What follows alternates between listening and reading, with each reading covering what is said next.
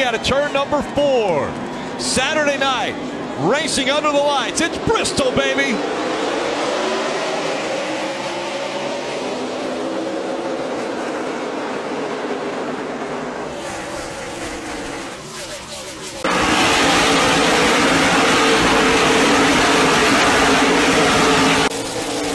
Now across the finish line, 3 laps to go in this stage. A bumper separating the top 2. Kyle Larson. Now Busch to the inside again for the lead. Busch has got to try to time that right. If he can't clear him here, he needs to back up and try to time that pass off of turn 4 coming to get the checkered flag. Yeah, he's going to try to pull what we like to call a slide job, which is to enter the bottom but slide up in front of the 42, but the 42 wouldn't let him up right there on the exit of 2. Almost had him.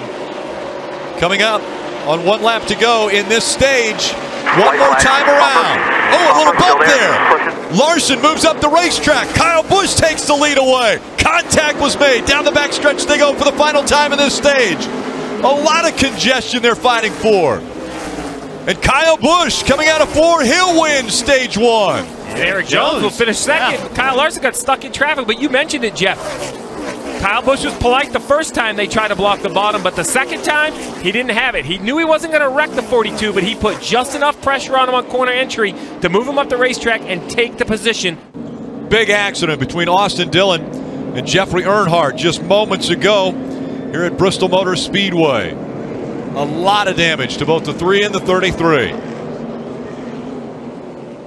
There you go. You see Austin Dillon dives to the bottom of the racetrack and just spins out. He had to have a tire go down or something break on that race car. For that car to spin around as quickly as it did, that wasn't just being loose and not being able to collect it. Something happened. But that's Thunder Valley. Things happen and they happen in a hurry. Jeffrey Earnhardt, nowhere to go, running the top, entering the corner well over 115 miles an hour. Next thing you know, the 3 slides right up in front of you. Heavy contact. I mean, look how fast the 3 car spins around. It wasn't small, a slow spin. It just whipped around. And again, once they go behind the wall, unless it's mechanical, their night is done. We see the 3 of Austin Dillon, the hood already up on that, and that was big, big damage to both the 3 and the 33. The 24 of Chase Elliott just happened.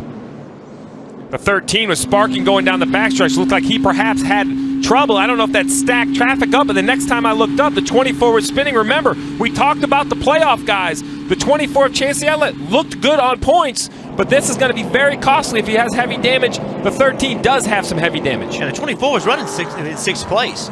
Smoke coming out of the 43. That's been for a few laps. He actually had a black flag with the white cross. Take a look. The contact there with Kevin Harvick. Kevin Harvick was exiting the top. Looked like he was in the middle lane. The 24 leaving the bottom. Looked like he thought he was going to have the middle lane. Makes contact. Yeah, I think you nailed it. I think the 4 was trying to go around the lap car and just didn't know Chase Elliott was there.